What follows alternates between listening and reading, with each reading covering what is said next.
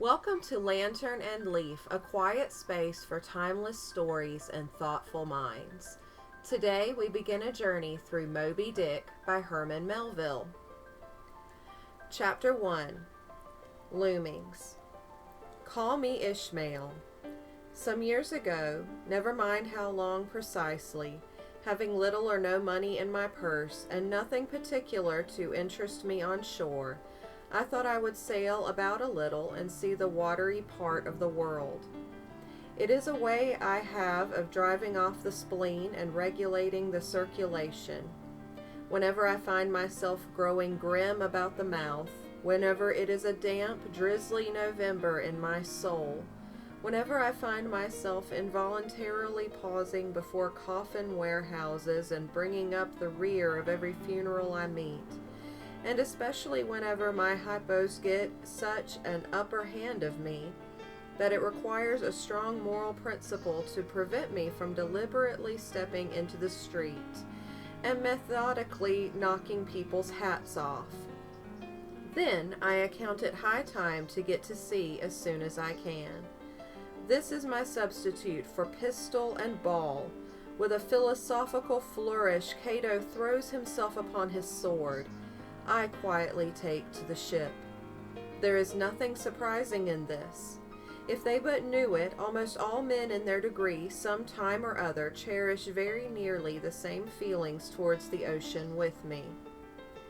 There now is your insular city of Manhattoes, belted round by wharves as Indian isles by coral reefs.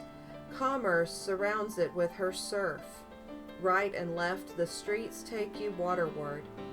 Its extreme downtown is the Battery, where the noble mole is washed by waves and cooled by breezes, which a few hours previous were out of sight of land. Look at the crowds of water-gazers there. Circumambulate the city of a dreamy Sabbath afternoon. Go from Corlear's Hook to Coventry Slip, and from thence by Whitewall northward. What do you see? Posted like silent sentinels all around the town stand thousands upon thousands of mortal men, fixed in ocean reveries. Some leaning against the spiles, some seated upon the pier heads, some looking over the bulwarks of ships from China, some high aloft in the rigging as if striving to get a still better seaward peep. But these are all landsmen of weak days, pent up in lath and plaster, tied to counters, nailed to benches, clenched to desks. How then is this? Are the green fields gone? What do they here? But look, here come more crowds pacing straight for the water and seemingly bound for a dive. Strange. Nothing will content them but the extremest limit of the land. Loitering under the shady lee of yonder warehouses will not suffice. No, they must get just as nigh the water as they possibly can without falling in. And there they stand, miles of them, leagues, inlanders all. They come from lanes and alleys, streets and avenues, north, east, south, and west. Yet here they all unite. Tell me, does the magnetic virtue of the needles of the compasses of all those ships attract them thither? Once more, say, you are in the country, in some high land of lakes. Take almost any path you please, and 10 to 1 it carries you down in a dale and leaves you there by a pool in the stream. There is magic in it. Let the most absent-minded of men be plunged in his deepest reveries. Stand that man on his legs, set his feet a-going, and he will infallibly lead you to the water, if water there be in all that region. Should you be athirst in the great American desert, try this experiment if your caravan happens to be supplied with a metaphysical professor. Yes, as everyone knows, meditation and water are wedded forever. But here is an artist. He desires to paint you the dreamiest, shadiest, quietest, most enchanting bit of romantic landscape in all the valley of the Saco. What is the chief element he employs? There stand his trees, each with a hollow trunk, as if a hermit and a crucifix were within. And here sleeps his meadow, and there sleep his cattle, and up from yonder cottage goes a sleepy smoke. Deep into distant woodlands winds a mazy way, reaching to overlapping spurs of mountains bathed in their hillside blue. But though the picture lies thus tranced, and though the pine tree shakes down its sighs like leaves upon his shepherd's head, yet all were vain, unless the shepherd's eye were fixed upon the magic stream before him. Go visit the prairies in June, when for scores on scores of miles you wade knee-deep among tiger lilies. What is the one charm wanting? Water? There is not a drop of water there. Were Niagara but a cataract of sand, would you travel your 1,000 miles to see it?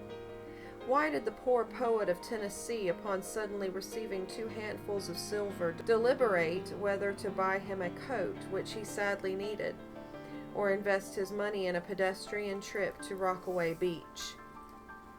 Why is almost every robust, healthy boy with a robust, healthy soul in him at least some point or other crazy to go to sea? Why upon your first voyage as a passenger did you yourself feel such a mystical vibration when first told that you and your ship were now out of sight of land? Why did the old Persians hold the sea holy? Why did the Greeks give it separate deity and its own brother of Jove?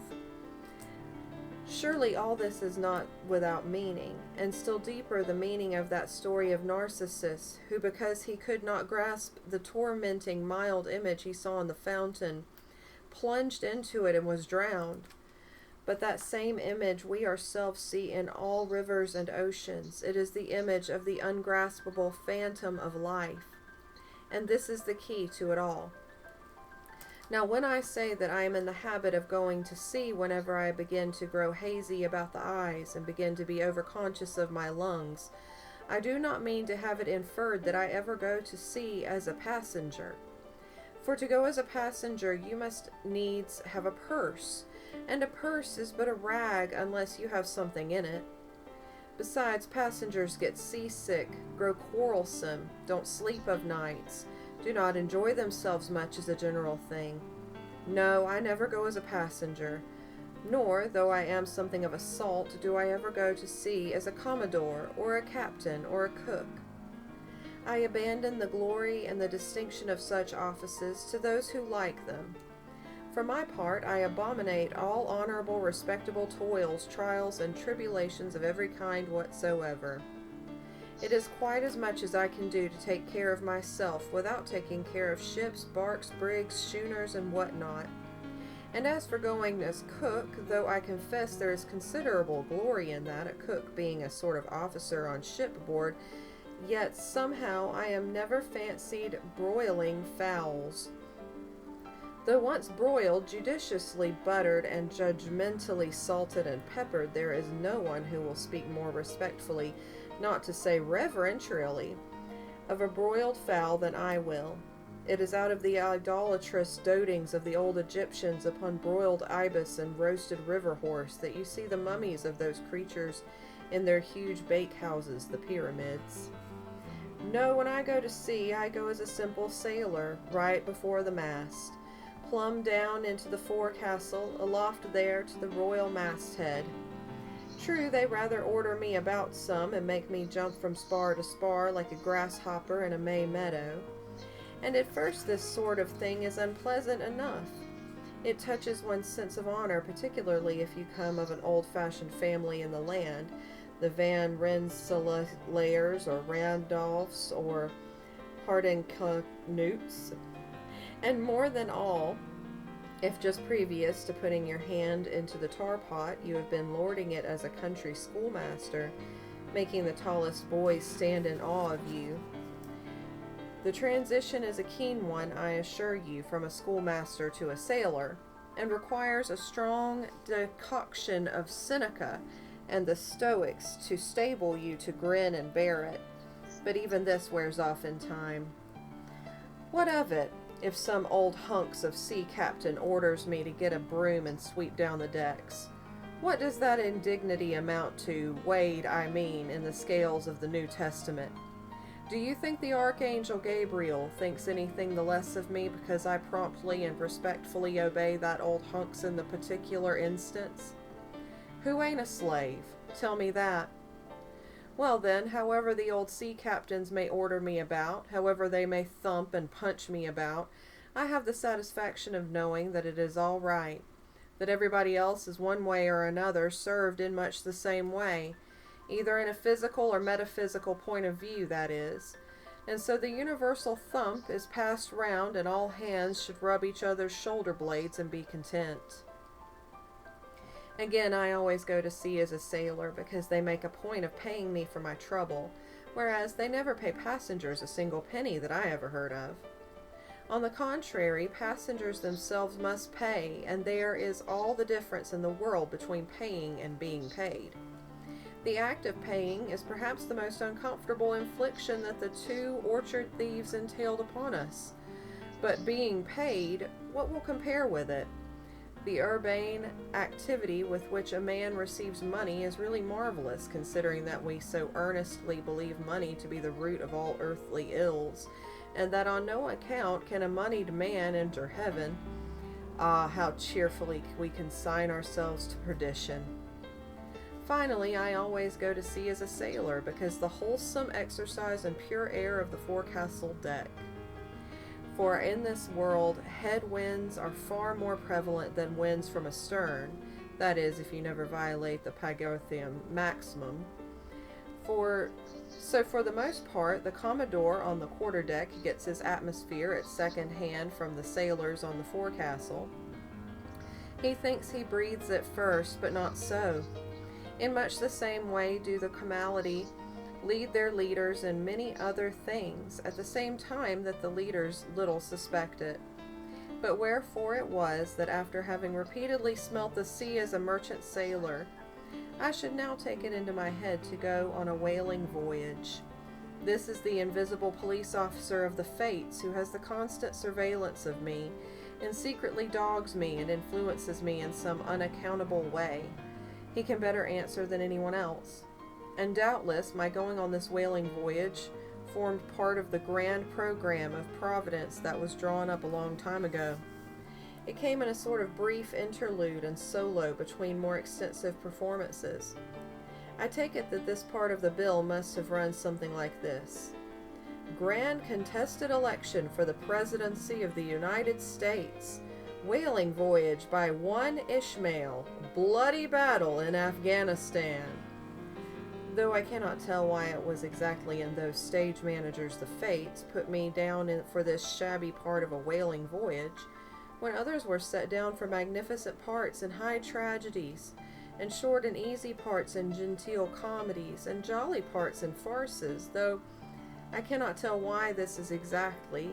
Yet now that I recall all the circumstances, I think I can see a little into the springs and motives which, being cunningly presented to me under various disguises, induced me to set about performing the part I did, besides cajoling me into the delusion that it was a choice resulting from my own unbiased free will and discriminating judgment. Chief among these motives was the overwhelming idea of the great whale himself. Such a portentous and mysterious monster roused all my curiosity. Then the wild and distant seas where he rolled his island bulk, the undeliverable, nameless perils of the whale. These, with all the attending marvels of 1,000 Patagonian sights and sounds, helped me to sway to my wish. With other men, perhaps such things would not have been inducements, but as for me, I am tormented with an everlasting itch for things remote. I love to sail forbidden seas and land on barbarous coasts. Not ignoring what is good, I am quick to perceive a horror, and should still be social with it, would they let me, since it is but well to be on friendly terms with all the inmates of the place one lodges in. By reason of these things, then, the whaling voyage was welcome. The great floodgates of the wonder world swung open, and in the wild conceits that swayed me to my purpose, two and two there floated into my inmost soul. Endless processions of the whale, and mid most of them all, one grand hooded phantom like a snow hill in the air. Chapter 2. The Carpet Bag. I stuffed a shirt or two into my old carpet bag, tucked it under my arm, and started for Cape Horn in the Pacific. Quitting the good city of Old Man Hatto, I duly arrived in New Bedford. It was on a Saturday night in December. Much was I disappointed upon learning that the little packet for Nantucket had already sailed, and that no way of reaching that place would offer till the following Monday. As most young candidates for the pains and penalties of whaling stopped at this same New Bedford, thence to embark on their voyage, it may as well be related that I, for one, had no idea of doing so. For my mind was made to sail in no other than a Nantucket craft, because there was a fine, boisterous something about everything connected with that old famous island, which amazingly pleased me. Besides, New Bedford has of late been gradually monopolizing the business of whaling, and though in this matter poor old Nantucket is now much behind her, yet Nantucket was her great original, the Tear of Carthage, the place where the first dead American whale was stranded. Where else but Nantucket did those aboriginal whalemen, the red men, first sally out in canoes to give chase to the Leviathan? And where but from Nantucket, too, did the first adventurous little sloop put forth, partly laden with imported cobblestones, so goes the story, to throw at the whales in order to discover when they were nigh enough to risk a harpoon from the bowsprit. Now, having a night, a day, and still another night following before me in New Bedford, ere I could embark for my destined port, it became a matter of concernment where I was to eat and sleep meanwhile. It was a very dubious looking, nay, a very dark and dismal night, bitingly cold and cheerless. I knew no one in the place. With ancient grapnels I had sounded my pocket and only brought up a few pieces of silver. So, wherever you go, Ishmael, said I to myself, as I stood in the middle of a dreary street, shouldering my bag and comparing the gloom towards the north with the darkness towards the south, wherever in your wisdom you may conclude to lodge for the night, my dear Ishmael, be sure to inquire the price, and don't be too particular. With halting steps I paced the streets and passed to the sign of the crossed harpoons, but it looked too expensive and jolly there.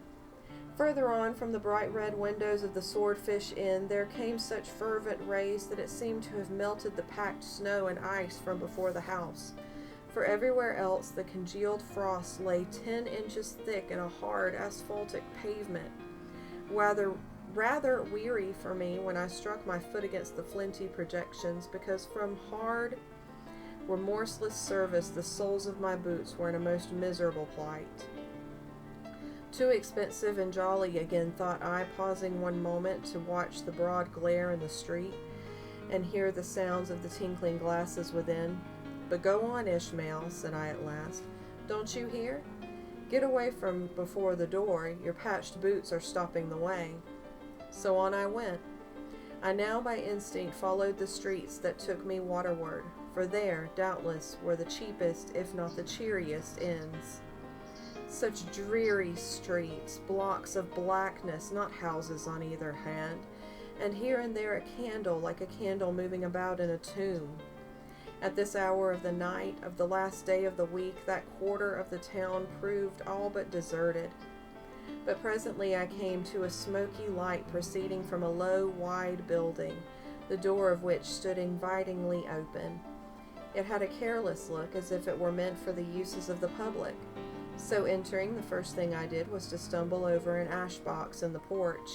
Ha, thought I, as the flying particles almost choked me, are these ashes from that destroyed city, Gomorrah?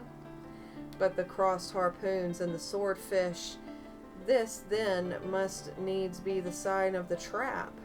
However, I picked myself up and, hearing a loud voice within, pushed on and opened a second interior door.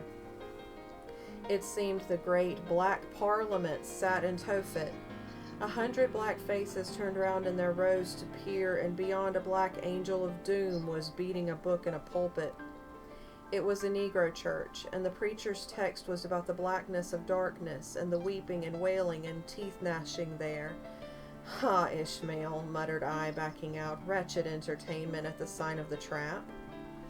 Moving on, I at least came to a dim sort of light not far from the docks, and heard a forlorn creaking in the air, and looking up saw a swinging sign over the door with a white painting upon it, faintly representing a tall straight jet of misty spray, and these words underneath: "The Sprouter Inn, Peter Coffin." Coffin? Sprouter? Rather ominous in that particular connection, thought I, but it is a common name in Nantucket, as they say, and I suppose this Peter here is an immigrant from there. As the light looked so dim, and the place, for the time, looked quiet enough, and the dilapidated little wooden house itself looked as if it might have been carted here from the ruins of some burnt district, and as the swinging sign had a poverty-stricken sort of creak to it, I thought that here was the very spot for cheap lodgings and the best for pea coffee. It was a queer sort of place, a gable-ended old house, one side palsied as it were, and leaning over sadly. It stood on a sharp, bleak corner where that tempestuous wind Euroclydon kept up with a worse howling than ever it did about poor Paul's tossed craft. Euroclydon, nevertheless, is a mighty pleasant zephyr to anyone indoors, with his feet on the hob quietly toasting for bed. In judging of that tempestuous wind called Euroclydon, says an old writer, of whose works I possess the only copy extant, it maketh a marvellous difference whether thou lookest out at it from a glass window where the frost is all on the outside, or whether thou observest it from the sashless window where the frost is on both sides, and of which the white death is the only glazier. True enough, thought I, as this passage occurred to my mind, old black letter, thou reasonest well. Yes, these eyes are windows, and this body of mine is the house. What a pity they didn't stop up the chinks and crannies, though, and thrust in a little lint here and there. But it's too late to make any improvements now. The universe is finished, the copestone is on, and the chips were carted off in 1,000,000 years ago.